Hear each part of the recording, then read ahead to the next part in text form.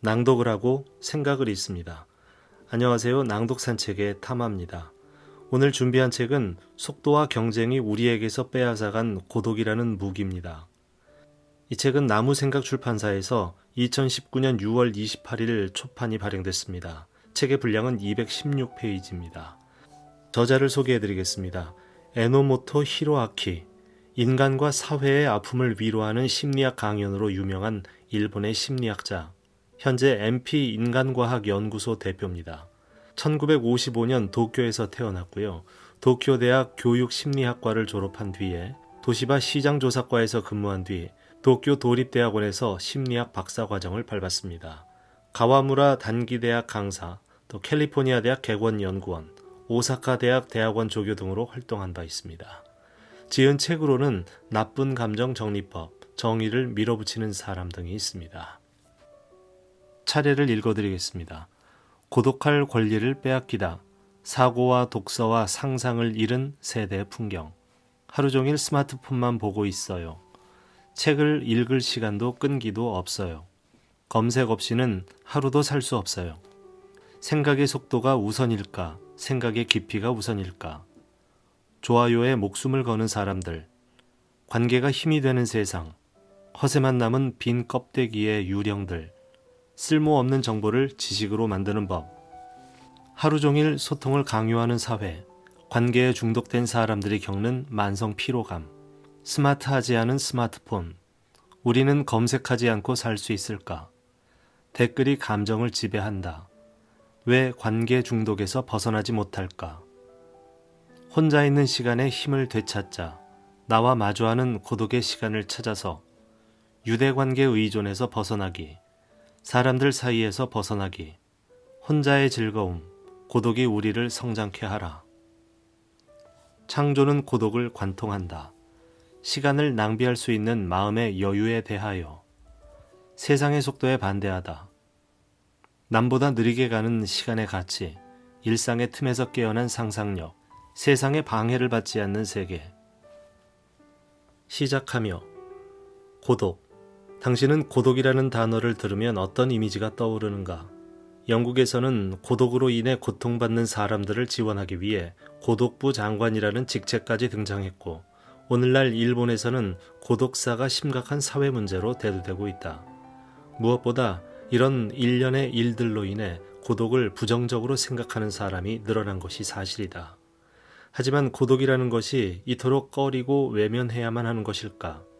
나는 심리학자로서 대학에서 만난 학생들이나 많은 사람들을 접하는 과정을 통해 많은 사람이 고독을 두려워해서 혼자 있는 시간을 제대로 활용하지 못한다는 생각에 이르렀다.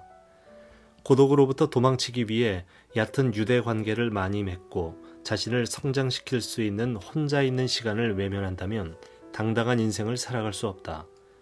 이 책은 관계 지상주의 속에서 경시되기 쉬운 고독의 가치에 관해 이야기한다.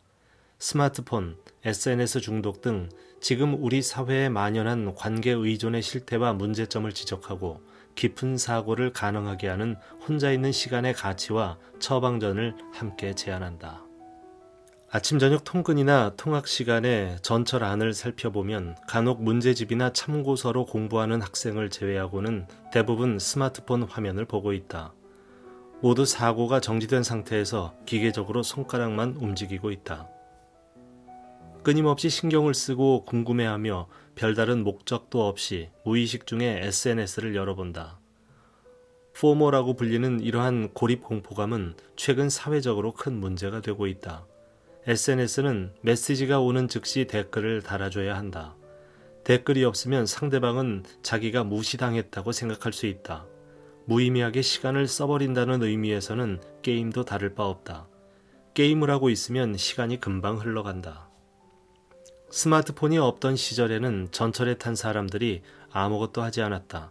어딘가로 이동하는 무료한 시간을 보내야만 했다. 사색에 잠기거나 그저 멍하니 있는 것밖에 달리 할 것이 없었다. 특별히 사색을 즐기는 사람이 아니어도 전철에 올라 멍하니 이동을 하다 보면 이런저런 생각이 불쑥불쑥 떠오른다. 창밖에 펼쳐진 경치를 바라보며 세상이 변하는 속도도 느낀다. 다양한 생각과 기억들이 시공을 초월해 넘나든다. 이렇듯 스마트폰이 등장하기 전에 전철안은 다양한 생각이 샘솟아 사고를 숙성하는 혼자만의 시간을 갖기에 더없이 좋은 장소였다. 네, 기억을 더듬어 보면 전철안의 풍경이 예전과 많이 달라졌지요. 신문을 양손으로 펼쳐들고 있는 게 지하철 꼴불견 가운데 하나였던 시대도 있었습니다. 그리고 종착역이 가까워지면 이리저리 굴러다니는 신문을 주워 모으는 노인들 모습도 일상이었죠. 혼자 있는 시간을 충실히 보내기에 가장 적합한 방식 가운데 하나가 독서다. 하지만 현대인은 독서 습관을 점점 잃어가고 있다. 책을 읽어야지 하면서도 거의 읽지 않고 있는 것이 사실이다. 2009년 일본 출판문화산업진흥재단이 실시한 현대인의 독서 실태 조사, 지난 한 달 동안 평균 독서량이 한 권이라고 답한 사람이 29.2%로 가장 많았다. 조사 결과를 요약하자면 50대 이상이 되면 독서량이 조금 늘고 연간 수입이 7천만 원 이상이면 책을 읽는 사람이 늘어나는 경향을 보인다. 그럼에도 성인의 한 달 평균 독서량이 한 권, 그리고 전혀 읽지 않는 사람이 4명에서 1명이라는 사실에서 씁쓸한 기분을 느낀다. 아마 현재의 독서량은 이보다 더 떨어졌을 것이다. 요즘은 대학생 중에도 책을 읽지 않는 사람이 매우 많다. 책을 읽어야 한다고 생각하면서도 도저히 읽을 수 없다고 말하는 학생들이 늘고 있다. 글을 꾸준히 읽을 끈기가 없다는 말이다. 이렇게 독서 습관을 기르지 못하면 사고의 폭이 좁아져 사회에 나온 뒤에 문제 해결 능력이나 창조력, 사고력의 빈곤으로 이어지기 쉽다. 네, 이 부분 많이 공감이 되는 내용이죠.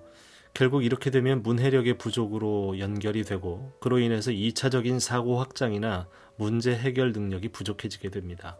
그래서 학생 때 좋은 독서 습관을 들이는 걸 강조하는 이유라고 생각됩니다. 영국의 작가이자 비평가인 마크 피셔는 이런 현대인들의 풍경에 대해 다음과 같이 비평했다.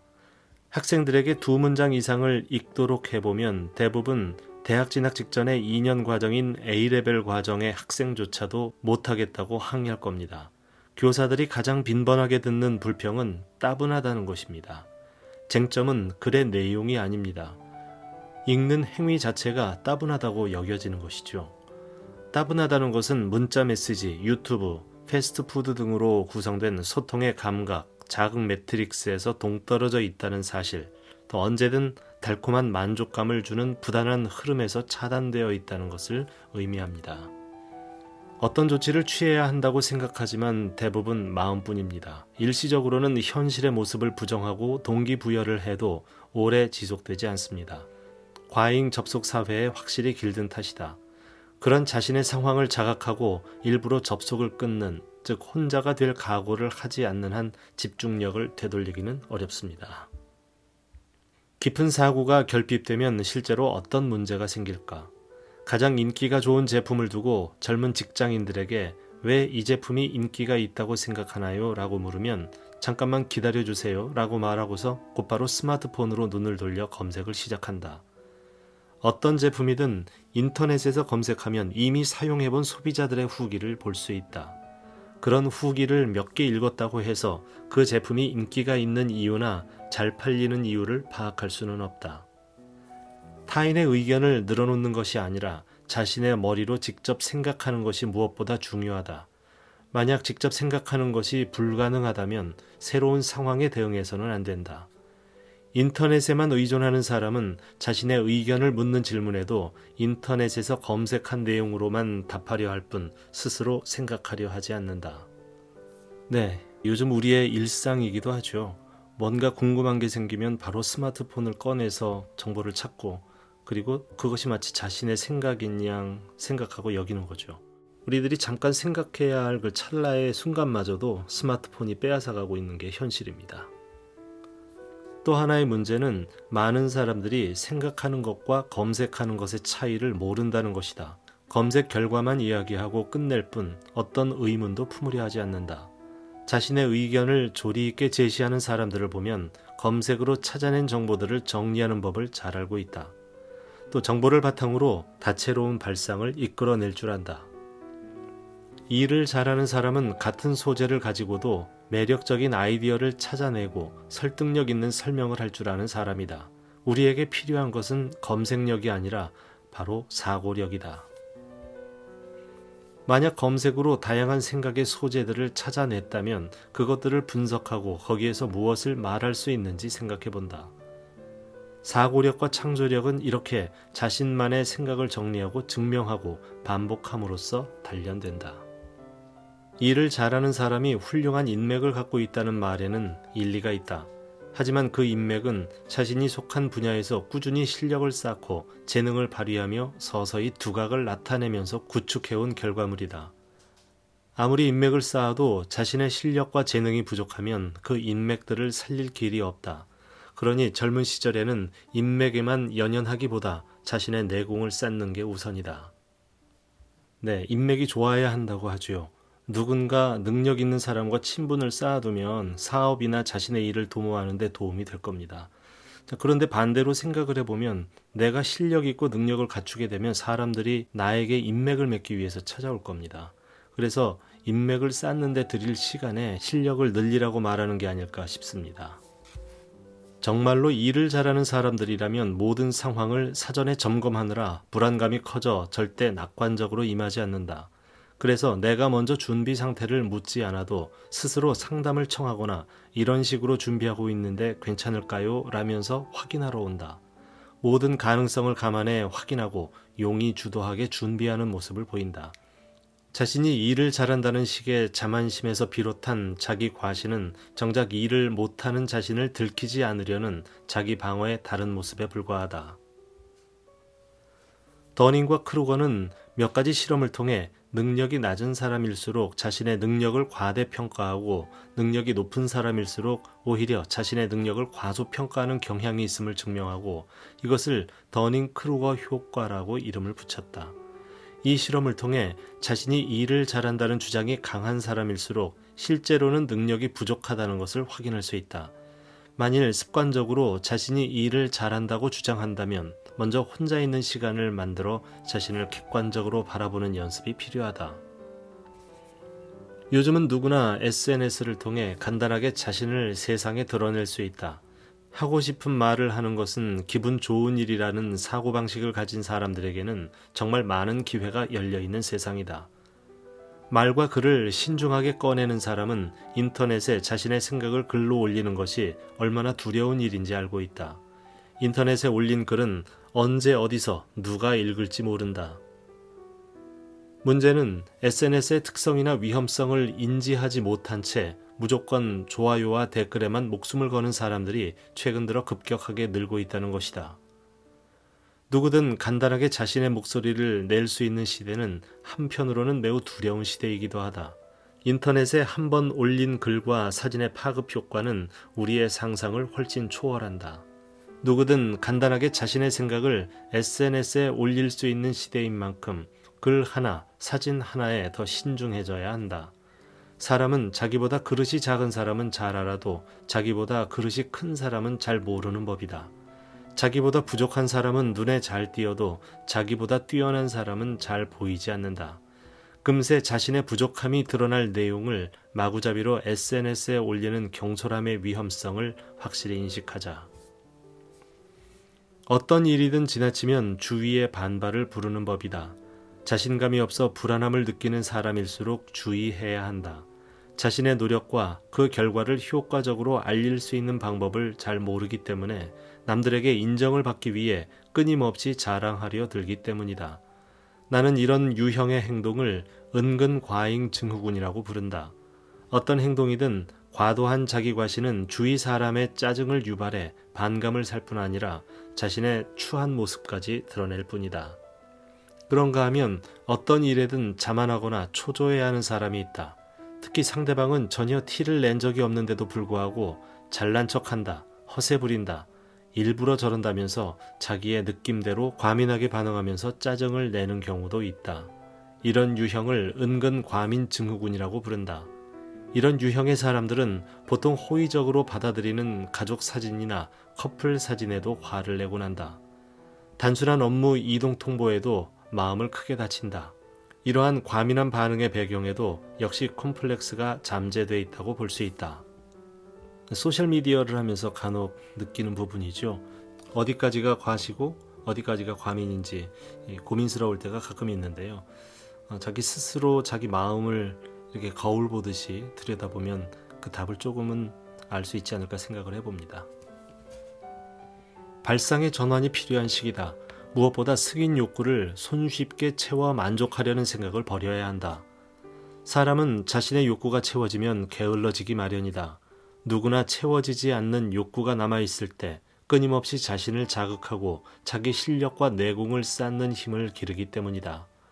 한순간에 채워지고 마는 승인 욕구만으로는 성장을 기대할 수 없다. 그저 자신을 드러내는 일에만 혈안이 되거나 타인의 사고를 받아들여 자신의 것으로 숙성시키지 않고 표현하는 데 급급하다면 자신도 모르게 경박함을 드러낼 뿐이다. 자신을 세상에 적극적으로 드러내는 사람 중에는 자기 의견에 공감하는 반응에는 즉시 답하면서도 비판적인 반응이나 지적에는 공격적인 태도를 보이거나 심한 경우 무시하는 사람도 있다. 공격적이거나 무시하는 사람들은 자신의 의견을 발신하는 힘, 즉 발신력을 가졌을지는 몰라도 상대방의 의견을 받아들이는 힘, 즉 수신력을 갖고 있지 않은 것이다. 무엇보다 수신력을 높일 필요가 있다. 상대가 무엇을 말하고자 하는지, 왜 그런 식으로 생각하는지 그 의도나 동기를 읽어내고자 하는 자세로 대응해야 한다. 상대의 의도나 동기를 읽어내기 위해 충분히 생각하기 때문에 사고력이 깊어진다. 그만큼 깊은 사고를 할 수 있는 혼자 있는 시간을 소홀히 해서는 안 된다. 오늘날 사람들은 끊임없이 누군가와 이어져 있지 않으면 너무나 불안해하는 것 같다. 이러한 증상을 이 책에서는 관계의존이라 부르기로 하겠다. 온라인에서 맺은 수많은 얕은 유대관계를 유지하려면 SNS를 통해 끊임없이 대화를 주고받아야 한다. 눈앞에 있는 친구를 두고도 스마트폰 속에서 만나는 인맥에서 눈을 떼지 못하는 사람들이 우리 주변에는 너무나 많다. 그런 사람들을 보면 자신의 앞에 누가 있는지는 중요하게 생각하지 않는 듯하다. 스마트폰이나 SNS에 중독된 사람들이 보이는 대표적인 모습이죠. 사실 저도 소셜미디어와 스마트폰에 좀 중독이라고 할 정도로 항상 자주 이렇게 폰을 보게 되는데요. 얼마 전에는 저희 본가의 어머니한테 경고를 받았습니다. 어머니 댁에 모처럼 갔는데 그날따라 유난히 또 제가 스마트폰을 이렇게 손에 두고 계속 봤던 모양이에요. 그랬더니 나중에 집으로 돌아오고 나서 제 아내한테 이제 어머니가 전화를 하셨는데, 네 애비 본가에 와가지고 계속 그렇게 스마트폰 볼 거면 앞으로 집에 오지 말라고 해라, 이렇게 말씀을 하셨다고 그래요. 그래서 다시 돌아보게 되더라고요. 그래서 그 다음부터는 어머니 댁에 가면 스마트폰을 이렇게 좀 멀리 떨어뜨려 놓고 거의 만지지 않습니다. 어머니가 다른 일을 하실 때 가끔 만지거나 합니다. 현실 세계의 생활에 몰입하지 못하는 사람들은 자신에게 주어진 시간을 온전하게 나만의 시간으로 쓰는 법을 몰라 끊임없이 누군가와 이어져 있으려는 경향이 강하다. 그렇게 되면 자신의 시간이 사라진다는 개념조차 사라져버린다. 스마트폰을 손에서 놓지 않으면 타인과 계속 이어져 있다는 생각에 어떤 일을 하더라도 신경을 끄지 못하고 매사에 집중력을 잃기 쉽다. 또 무엇이든 즉시 검색하는 버릇을 들이면 기억력을 활용하거나 골똘히 생각하는 습관을 잃게 된다. 이러한 검색 습관과 집중력 결여는 자연스럽게 사고력 저하로 이어진다. 스마트폰 사용이 우리의 인지 능력에 어떠한 영향을 미치는가에 관한 조사 연구에 따르면 스마트폰을 사용하지 않고 그냥 옆에 두는 것만으로 인지 능력이 떨어지는 것이 입증되었다. 첫 번째 실험에서는 수학 문제를 풀면서 무작위의 문자열을 기억하도록 지시했다. 실험 대상자들은 복잡한 인지 작업을 하면서 기억력을 유지해야만 했다. 두 번째 실험에서는 스마트폰의 소리와 진동 기능을 끄게 한 뒤 다음 세 가지 조건 가운데 하나를 선택하도록 했다. 첫 번째, 스마트폰을 눈앞에 놓아둔다. 책상에 엎어놓는다. 두 번째, 스마트폰을 주머니나 가방에 넣어둔다. 세 번째, 스마트폰을 다른 방에 둔다. 실험 결과 스마트폰을 다른 방에 둔 그룹이 가장 좋은 성적을 기록했고, 다음으로 주머니나 가방에 넣어둔 그룹, 마지막으로 스마트폰을 책상에 놓아둔 그룹의 순서로 성적이 점점 나빠졌다. 스마트폰 전원을 완전히 끈 경우도 결과는 동일했다. 네, 이 대목이 좀 놀랍지 않습니까? 저는 여기를 읽으면서 제 IQ가 좀 떨어졌겠다 이런 생각이 좀 들더라고요. 근데 아무튼 이 다른 방에 두는 것 외에 공간을 완전히 분리해가지고 다른 곳에 두지 않고서 주변에다 스마트폰을 놓고 통제한다는 것은 좀 어렵다 이렇게 좀 이해가 되고요. 또 그렇게 하는 게 사고력이나 뭐 인지력이나 기억력 이런 것들을 방해한다. 이 참 놀라운 사실 같습니다. 오래전부터 스마트폰의 폐해를 우려하는 목소리는 있었지만 스마트폰을 사용하지 않고 그냥 옆에 두는 것만으로도 집중력과 사고력, 창조력이 저하된다는 사실이 입증된 것은 획기적인 일이다. 깊은 내면을 가진 사람들이 줄어든 데에는 스마트폰이 큰 영향을 미쳤다고 해도 과언이 아니다. 그런 의미에서 스마트폰을 그만둘 것인가, 학생을 그만둘 것인가가 아니라 스마트폰을 그만둘 것인가, 인간을 그만둘 것인가라고 질문을 던질 상황에까지 이르렀다고 할 수 있다. 네, 이 말이 좀 충격적으로 인상적이었는데요. 스마트폰을 그만둘 것인가, 인간을 그만둘 것인가. 자, 우리가 이 편리함 속에서 점점 인간성 그리고 인간의 정체성을 잃어간다는 말이 이 가슴에 확 닿는 그런 문장이었던 것 같습니다. 남과 다르면 불안해하고 모두 함께를 유난히 좋아하는 일본 사람들은 동조 압력에 매우 약하다. 다른 사람이 어떻게 행동하고 무엇을 하는지를 끊임없이 신경 쓴다. 내가 남에게 어떻게 보일지 몹시 궁금하다. 남이 나를 어떻게 생각할지 궁금해서 견딜 수 없다. 상대가 나를 싫어하는 건 아닐까 걱정된다. 상대에게 불쾌감을 준 건 아닌지 상대의 안색을 살핀다. 친구들과 대화하다가 나 때문에 분위기가 깨졌다고 느낀 적이 있다. SNS에 쉽게 빠져드는 것도 다른 사람들을 신경 쓰기 때문이다. 수시로 SNS에 접속해서 다른 사람의 글이나 댓글을 확인하지 않으면 불안해진다. 스마트폰이 등장하고 SNS로 사람들이 빠져들기 시작하면서 언제 어디서든 다른 사람의 눈을 의식할 수밖에 없는 환경이 펼쳐지기 시작했다. 그리고 이제는 너무나 많은 사람들이 SNS로 인해 피로감을 느끼고 있다. SNS 때문에 피로감을 느끼면서도 스마트폰을 잠시도 내려놓지 못하는 사람들이 많다. 그들은 왜 그토록 타인과 이어지려 하는 것일까? 타인과 교제를 할 때 사람들은 서로 진심을 나누며 관계를 만드는 것이 아니라 자신을 억압하고 상대에게 신경을 써서 무리하게 맞추곤 한다. 그런 식의 만남을 이어가다 보면 자신이 사람들로부터 고립되어 있다는 의미의 고독을 느끼지는 않겠지만 자신을 잃어버리는 과정 속에서 정신적 피로가 뒤따른다. 현실 세계와 달리 SNS에서 이루어지는 교제는 혼자 있는 시간까지 회방하며 피로감을 유발한다. 하지만 그런 관계를 계속 유지하는 것이 옳은지 의심을 하면서도 어렵사리 유지하는 수밖에 없다. 트위터, 페이스북, 인스타그램 같은 SNS에서는 글을 올리는 사람이 일방적으로 자신을 드러낼 뿐 상호 간의 커뮤니케이션이 이루어지기가 어렵다. 이런 특성이 유대관계의 의존 경향을 더욱 강하게 만든다. 태생적으로 SNS는 깊은 대화를 나눌 만한 도구가 아니다. 심지어 좋아요라는 반응을 얻고 싶어 애쓰는 모습이 노골적으로 드러나는 글도 적지 않다. 대단해요, 멋져요 라고 말해주기를 바란다. 좋아요, 부러워요 라고 말해주기를 바란다. 거기 어디예요? 라고 물어주기를 바란다. 그러면 사람들은 속으로는 성가시게 생각하면서도 상대방이 기대하고 있을 좋아요를 누르고 만다. 서로 말은 하고 있지 않아도 반응을 주고받기를 강요하고 있는 것이다. 낭독을 하고 생각을 읽습니다. 네, 오늘은 에노모토 히로아키의 고독이라는 무기를 소개해 드렸는데요. 다음 시간에 이어서 조금 더 소개를 해드리도록 하겠습니다. 낭독 산책 지금까지 타마와 함께 하셨습니다. 함께 해주셔서 고맙습니다.